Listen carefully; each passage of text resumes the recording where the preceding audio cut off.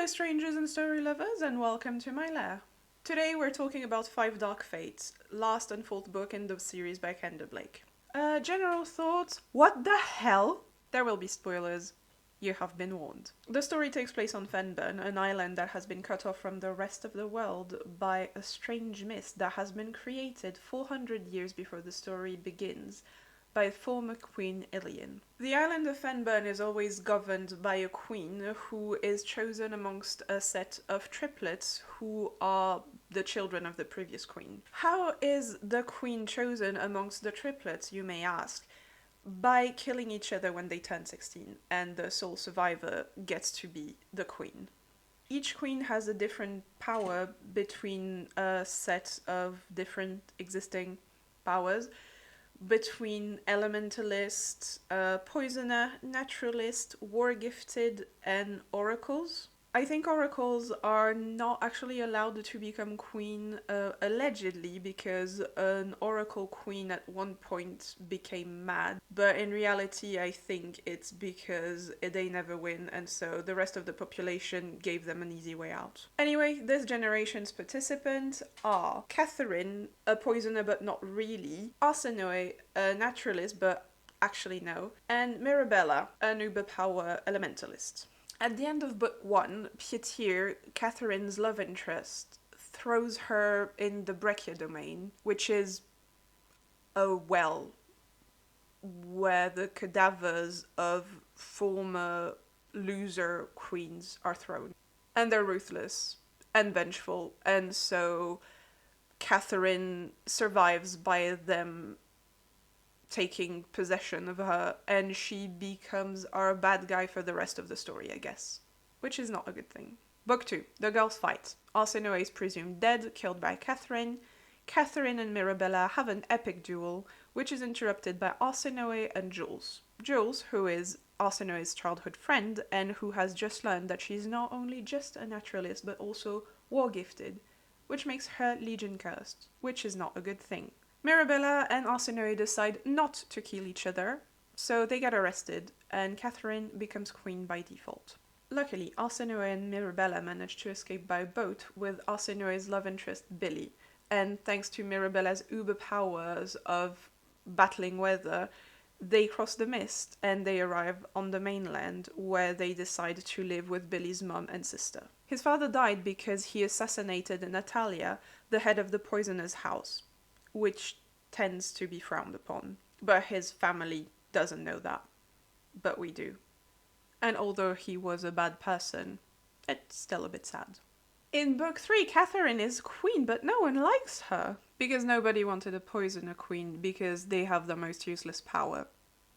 And also, apparently, somehow, they've been reigning forever. Also, the mist has started acting strangely, meaning instead of hovering menacingly over the sea, it started to come on the island and kill people gruesomely. So naturally, the people of Fenburn take that as a sign that Katharine is not the goddess's favorite child, and so she shouldn't be queen. A revolution is on the rise, with Emilia the war-gifted pushing the narrative that Jules, Arsinoe's childhood friend, is going to be the next queen due to some vague prophecy from an oracle who said that the rightful queen would be Legion cursed and will be known as the Legion Queen, which is a pretty badass name, not gonna lie. Meanwhile, Arsinoe, Mirabella, and Billy are on the mainland, and Arsinoe starts having vision of a chick called Daphne, who turns out is one of the former queen and sister of Queen Ilian, who is responsible for making the mist, and turns out that Daphne miraculously survived. So Daphne tells Arsinoe that she needs to go back to Fenburn so she can talk to her. And when she does, she confesses that years ago she actually killed Queen Ilian and reigned in her place for years and years. So when Daphne killed Ilian all those years ago, Ilian turned into the mist.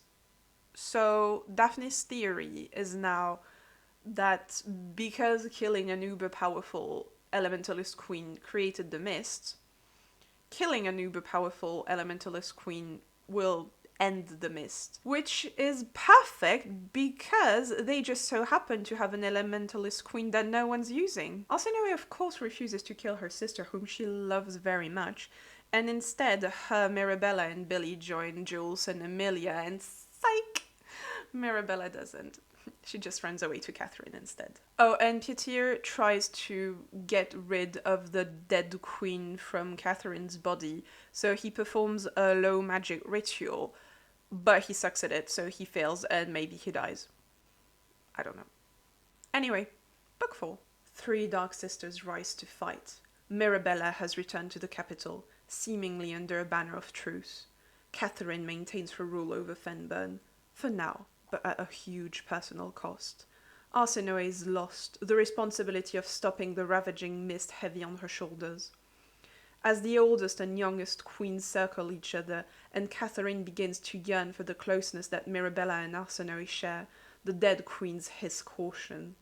They whisper that Mirabella is not to be trusted, but even they are drawn to her power. Of course they are. Why wouldn't they be into Little Miss Perfect? Okay, so let's have a quick moment for me to share my actual thoughts on book 4. I actually really liked it. I really enjoyed the read, even though there were some moments where I was really annoyed at the book and had to take a little break from reading, but that's just because I'm sensitive and dramatic.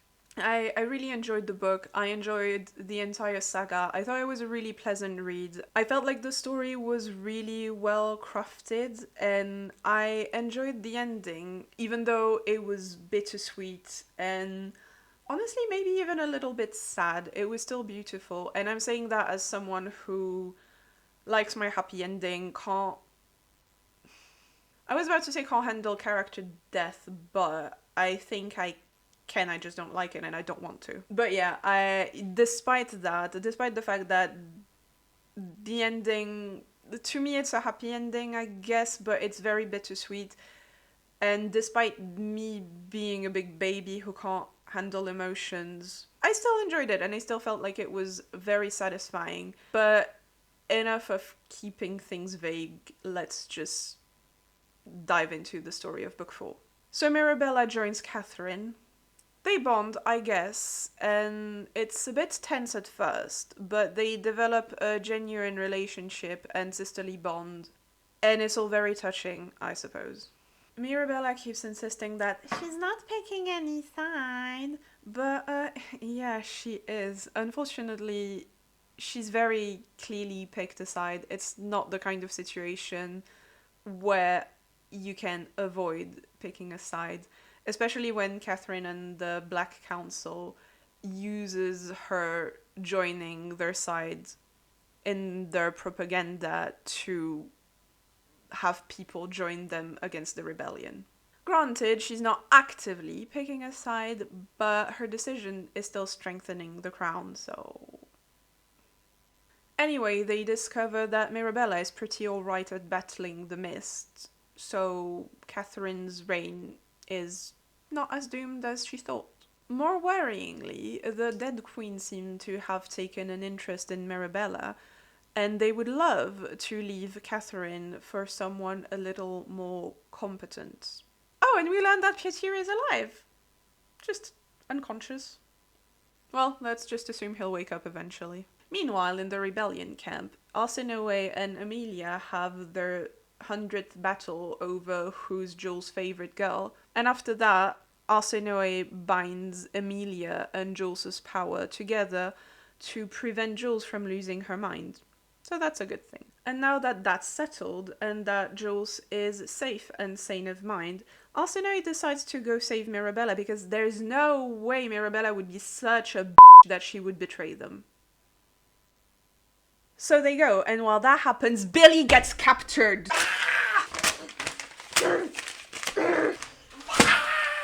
Katharine, you better watch yourself. Arsinoe and myself are absolutely horrified with this development, and I'm not even kidding when I say that I had to put my book down for a few days before I could read again. I was so pissed. Meanwhile, Mirabella does all. She vaguely says, that's not very nice. And does nothing.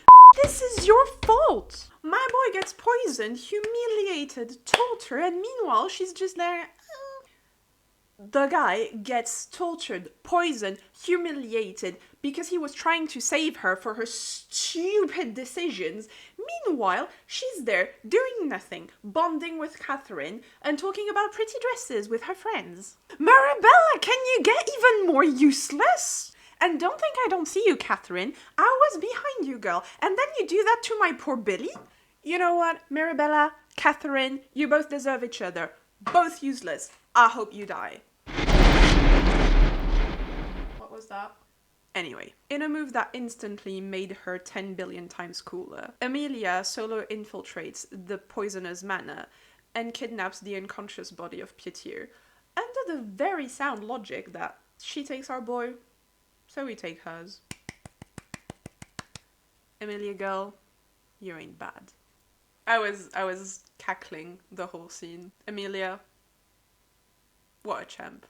Arsinoe, being the absolute pro that she usually is, realizes what is wrong with poor Pietir, and so she revives him thanks to her affinity with the low magic and poisoner things. And upon waking up, Pietir decides to join their camps because he realizes that Katharine needs to get rid of the dead queen, so he wants to help them achieve that. And it's actually kind of sweet because there's a sense that he's actually not betraying her but doing this for Katharine, as in sweet, caring little Katharine from before she got taken over by the queens, because he knows that this current situation is not what she wanted, and so he decides to help her get rid of the dead queens, even if that means betraying her in a way. Which reminds me that this whole situation is actually this guy's fault.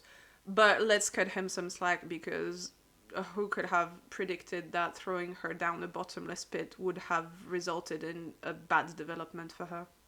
At some point, Katharine, Mirabella, and the main head priestess named Luca, who is a very important character that I just never mentioned before, they go into an old abandoned temple to get some answers. And when they go there, they discover an old painting representing the first queen of Fenburn, who, it seems, was Legion cursed. Like Jules. Oops. So they kind of decide, naturally, the best course of action is to abdicate the crown to Jules, probably. So they do that, and Jules becomes the new queen of Fenburn, and somehow creates a new queen line despite being married to Amelia. And everyone lives. What do you mean that's not really what happened? Who are you to tell me that my fanfiction is not canon? Oh, okay, so the dead queen are actually sulking hard because they don't want to let go of the crown. So they stab Mirabella, which understandably makes her weak and a little bit vulnerable. Which is not a good thing, because there are apparently two ways that the dead queens can take over a body. First, they are a willing vessel. Second, they are weak and a little bit vulnerable. So Mirabella tries to escape, too weak to fight back against the queens who are trying to take over her body. So she escapes from the temple, runs along the cliffs by the sea, in a vain attempt to escape. But they catch up to her. Mirabella, in a desperate attempt to try and save herself, tries to reach out to Katharine, begs for her baby, sweet little baby sister, with whom she has gotten so much closer in the past days. She begs her not to let them have her. So Katharine, desperate but unable to stop the dead queens from pouring out of her and into her poor sister, throws Mirabella off the cliffs, where she breaks her neck and dies.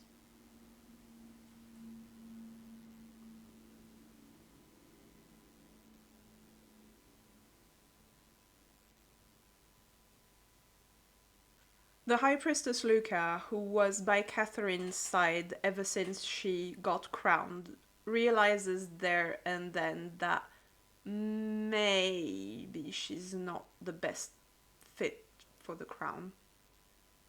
Maybe Jules ain't so bad after all. So she frees a very beaten down Billy and gives him Mirabella's corpse so he can take it to Arsinoe. So he does, and naturally Arsinoe is horrified and everyone prepares to fight Katharine even more. More than ever, Arsinoe wants to kill Katharine herself. The time for the battle arrives and Arsinoe goes to look for Katharine, accompanied by Pietir, who thinks he should be there for some reason. And I'm not gonna argue with the guy who threw his girlfriend down a bottomless pit to prevent her from getting killed. Arsinoe and Katharine are face to face on top of the castle, and Katharine is actually very happy to see Arsinoe because she's hoping she's going to save her from the dead queen. But Arsinoe, who hasn't been paying close attention to the development of Katharine across 4 books, is a bit taken aback to see her murdery sister being so sweet and happy to see her. In the end, though, because she's a sweet girl and everything, she decides not to kill Katharine and instead to perform the ritual to free her from the dead queens. Katharine lets her do it, and because Arsinoe is a queen and not just a random guy like Pietir, it seems to be working. But some war-gifted chick arrives and... I should have talked about Raw before. Yeah, so there's this war-gifted chick called Raw, who Katharine was giving her dead queens to make her stronger and distract them from Mirabella. And so that chick arrives, and she injures Arsinoe. So Arsinoe is weak and vulnerable. Condition 2 for dead queens, mind control, remember? Katharine kills Raw, but it's too late. The dead queens already have a new vessel at their disposal. A weak Arsinoe, who's very conveniently dangling from the edge of the castle top while wounded. Katharine throws herself between Arsinoe and the dead queens to get them into her and hence save Arsinoe. And in doing so, she falls from the castle top and into the mists. That being her final action, saving her sister. But the dead queens are not yet defeated and they try to grab Arsinoe again. Pietir tries to save her but fails. And so the dead queens try to hold on to Arsinoe, but the mist comes over and tears them to shred, finally getting rid of the dead queens and saving Arsinoe for good. And in the mist, Arsinoe recognizes the might of Mirabella and Katharine battling for her one last time before the mist disappears. And it's beautiful. And then I'm tempted to say the most horrifying thing of the whole saga happens when Billy decides that he's done with Fenburn's bullshit and ditches Arsinoe and leaves. But you know what? I'm not gonna take away from this beautiful finale. Jules becomes queen, and the last scene in the book is her and Arsinoe getting on the boat, sailing to the mainland without the mist in between, to try and find Billy and offer him a role as an ambassador so him and Arsinoe can be together again. So, all good. Let's just focus on the beautiful sacrifice in the name of sisterly love. It's sad, it's tragic, it's gorgeous. And now let's talk about character. First off, Katharine. Oh my god, Katharine. Honestly, she really threw me into a roller coaster with that book. She's still a tragic and fascinating character. I love her ending. I think it's perfect and beautiful. Very biased against her now because of what she did to Billy, obviously. Like, seriously, torturing the poor guy because his father killed your caretaker. She wasn't even that nice to you. In fact, wasn't she a massive prick in book 1? Also, why does Billy have to pay for what his father did? Father who had already paid for his crime by dying. So yeah, don't come after my favorite characters. I will remember it forever and not let go. But in all honesty, I still find her interesting and her journey fascinating. And I love that her last actions towards her sisters were to save them both from the dead queen. One by killing her and the other one by dying for her. I think it's tragic, but also quite beautiful. Am I sad that she died? Yes and no. I'm very serious about the Billy thing. Screw her. But also yes, because for all that part of the book pissed me off. A lot of the messed up things that she's done were not really things that she wanted to do. She was under the control of the dead queen for a lot of those things, and it's quite sad that she ended up having to pay for it, especially because the dead queens was never something that she had wanted for herself. It was something that was forced on her. Here. And sure, at first she was happy about it, but that was before she realized that it would make her do messed up things to innocent people. At first she thought it would only help her being more ruthless against her sisters and help her in beating them, which she was supposed to do. I'm usually not the biggest fan of character redemption ending in the death of the character. Not that it's necessarily a bad thing or that it can't be handled beautifully, like was the case here in my opinion. It's just that usually I prefer it when the character who needs to be redeemed gets to live to redeem themselves. I always feel like it's harder for them to just have to keep living and making up for it instead of just like doing one grand final sacrifice that makes up for all the shit they've done, instead of just like having to constantly work on themselves and constantly check themselves and try to be better. It's not that one way is superior to the other one, it's just that there's one I prefer over the other. But they can both be good or bad. But anyway, Katharine, I've loved her arc over all the books, starting from fragile little thing to scary powerhouse without powers to quite a tragic queen. It's just quite sad to see that she was always doomed to fail one way or another. And it's even worse realizing that all of this that happened was caused by her lover. Peter basically cursed her the moment he threw her into the Brachia domain to spare her from the horror of being dismembered by the priestesses. Because yes, I know there was a reason behind what he's done. I just think it was very, very dumb. Speaking of the reason behind all the pain and misery, Peter. I'm really glad he survived after the end of book 3. I really thought he was a goner, and in this moment I realized that I actually like him as a character. Not like crazy like, but I'm glad he's alive at the end and that he's joining the rebellion to save Katharine from the Dead Queens. I really liked seeing him interact with Arsinoe and see her interact with another poisoner and see the differences between how they both see being a poisoner. Because with her being a poisoner raised by naturalists, she almost has like a herbalist approach to poisoning, which is obviously very different from his approach. And I found that pretty cool, and honestly I wouldn't have minded more scenes between the two of them becoming friends or friendlier, but I didn't miss it either, like I get it. Lots of stuff needed to happen.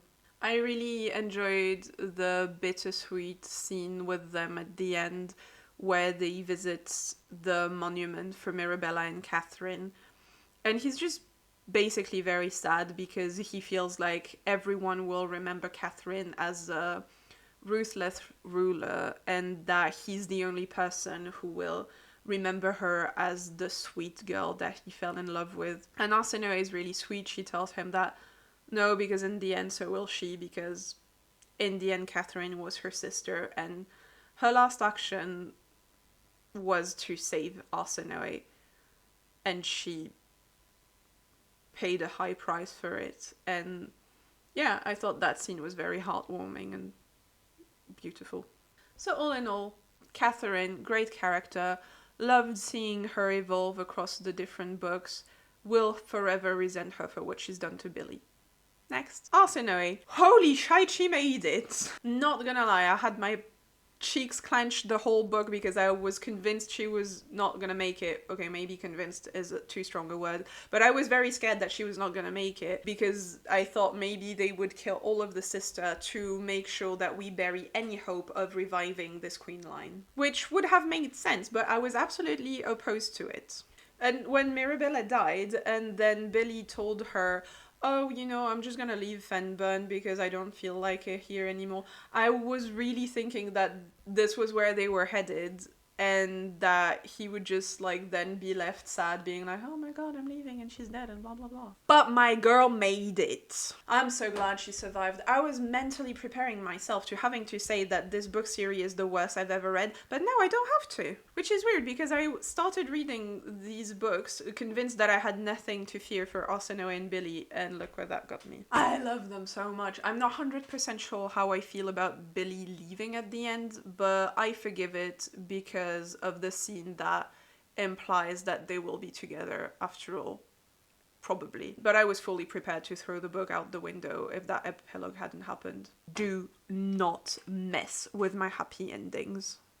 I guess it makes sense in a way. Of course, he has to go back home and look after his sister and mother and blah blah blah and tell them that his father died. But did you really have to be so dramatic about it? Like, what was the point of them breaking up and then implying that they'll be back together 3 scenes later? You're just playing in with my heart when there was no reason to. I was already invested in the plot twist and sacrifices. So Arsinoe is still my favorite.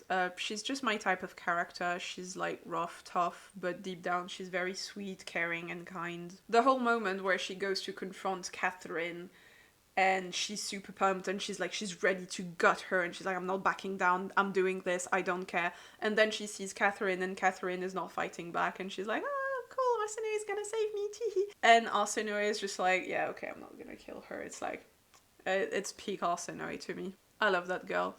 I love the fact that she ended up saving Pitier as well. And like I said, I would have loved to see more friendship between the two of them, but I get why there was no room for it, because there's already a lot that happens. I also love the fact that at the end, with a combination of being a poisoner, knowing low magic, and being raised by naturalists, she becomes almost a bit like a healer, which I think is a really cool concept. It works well with the combination of powers and everything. And it also fits her really well, like born a poisoner, raised a naturalist, and just like defying convention, making worlds connect, but also just being like, oh, you think I'm a poisoner? I'll show you what I am. I don't know, I guess it's on purpose, but I can't say for sure.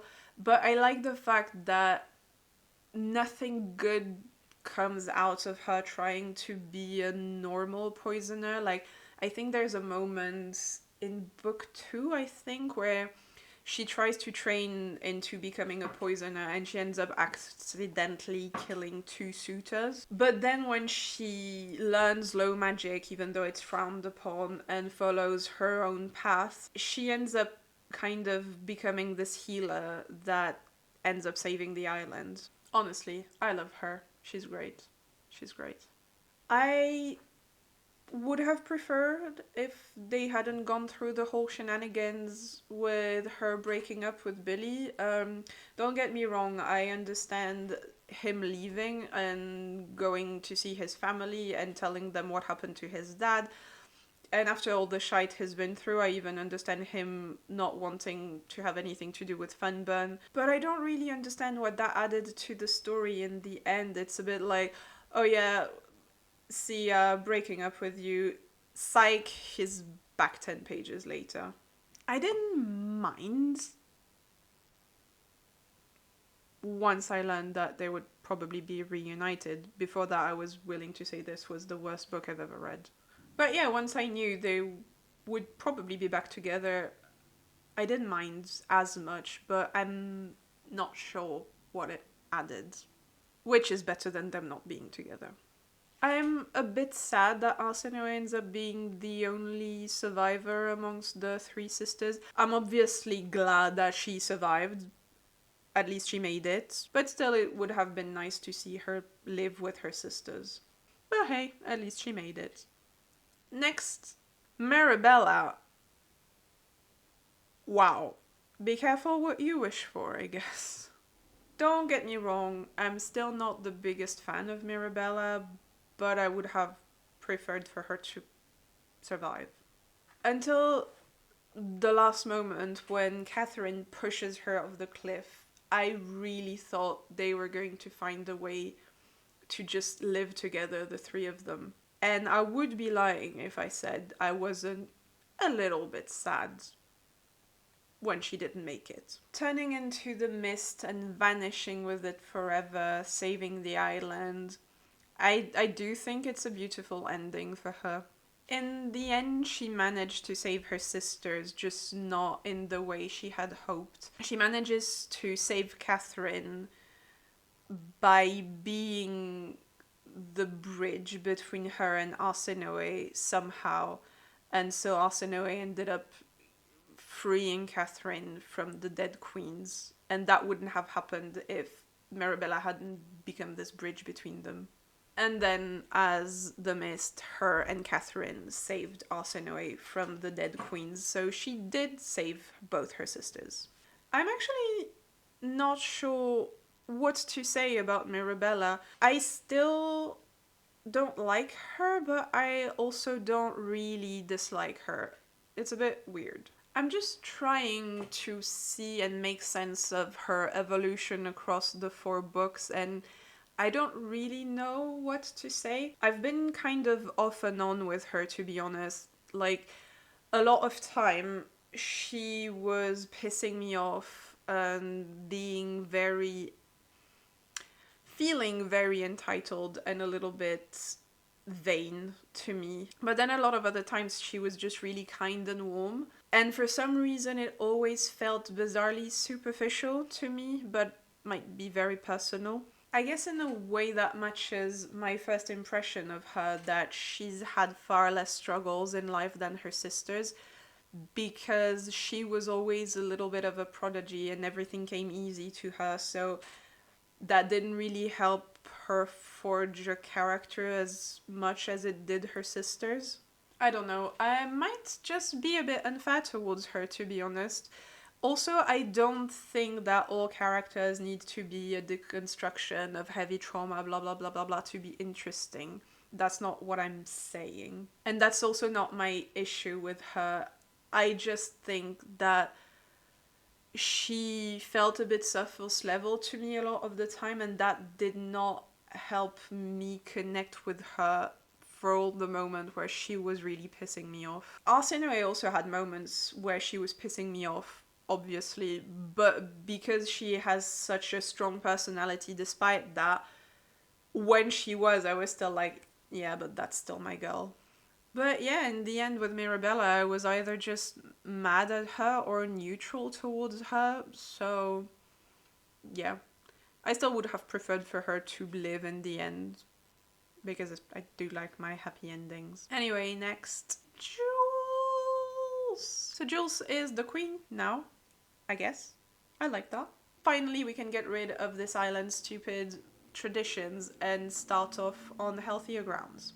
Jules is still one of my favorite characters, but I feel like she's become a bit more of a, not background character, but she's definitely felt less important since getting into the run for being a queen. I mean, don't get me wrong, she was still really at the forefront of everything, and especially of the plot.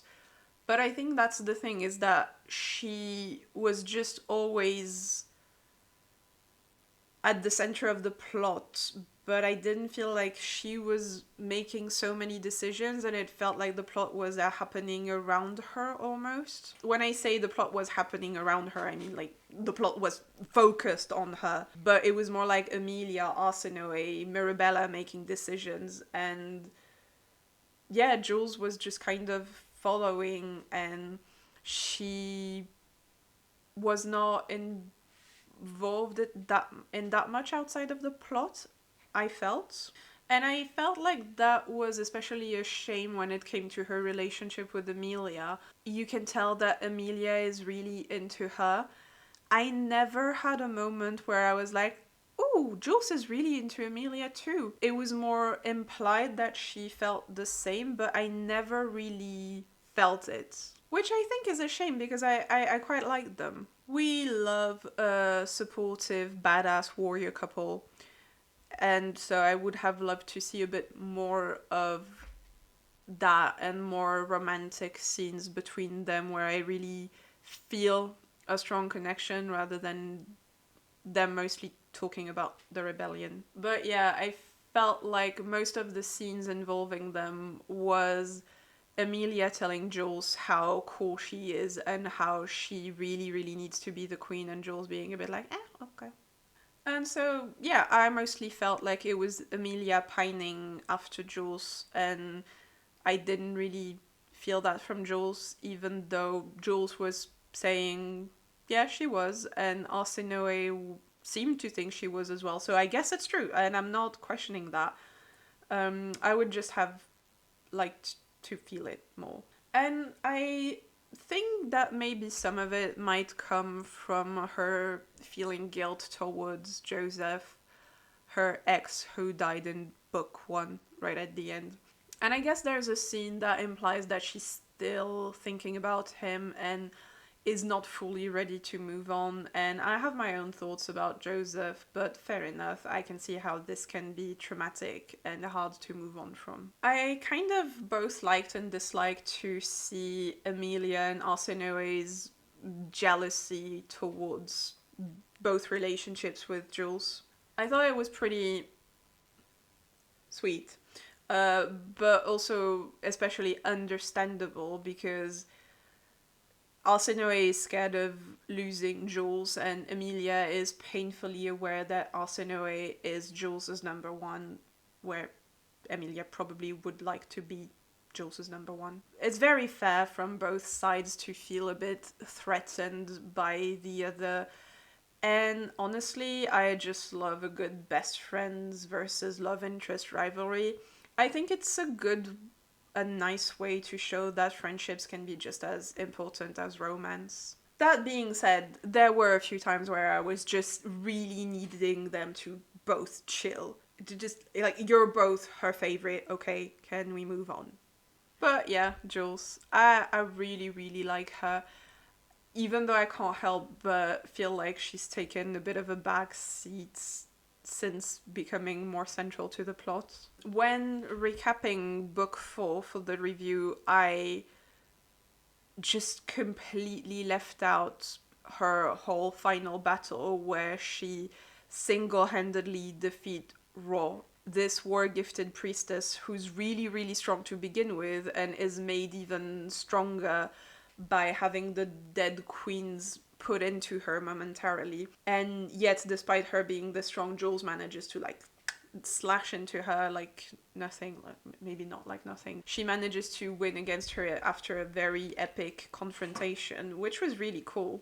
It's a cool moment for Jules, but after that, Raw just goes to have another epic showdown with Katharine and Arsinoe, which is very cool in itself as well. But in the end, it does end up making Jules's showdown with her a little bit less. Even though Katharine probably wouldn't have been able to take her down if Jules hadn't weakened her or something. But still. And I'm not saying I would have changed that ending in any way. Like, I like the ending. It's fine the way it is. Wouldn't change it. But I just thought that it really portrayed my feelings towards Jules' arc quite well, as in she's really cool, she has her own role in the story, but she never quite steps out of the three sisters' shadows, which I don't think is necessarily an issue if that was the point, which I guess it kind of is because it's kind of uncertain at the end. Is she the queen? Is she not? I think she is. But yeah, it's not like she doesn't have any fanfare at the end. She is a main character, but she never quite steps out of the shadow of the three sisters. I was expecting her to. She didn't. Fine. But hey, that's it for characters now. Let's wrap this up. In conclusion, and as a sucker for happy ending, what did I think of the ending of this saga? I've said it before, I'll consider it a happy ending if Arsinoe, Billy, and Jules make it out alive. They do, so I'm contractually obligated to say it's a happy ending. I may have changed my mind on that if not for the last minute promise that Billy and Arsinoe will be together. But that last minute promise is made, so it is a happy ending. Jokes aside, I am satisfied with the ending. I thought it was beautiful. I tend to be a bit sensitive with characters' death, especially main characters' death, but I will tolerate / accept it under a few conditions. One, it's not my favorite characters. Two, it's beautiful and interesting, which in this case, I think we've established, I think it was. I do love the saying that you're allowed to kill a character if it makes the story better. Does it make the story better in this case? Better? I don't know, but it for sure doesn't make it bad. And I still find it good. My favs are safe, so I'm happy. I'm happy with the ending. I'm happy I read this book. I really enjoyed it, and I would recommend it. Anyway, that's it for 5 Dark Fates. Leave a like if you liked the video. Subscribe if you want to see more of my face. Thanks for tuning in, and continue to enjoy stories.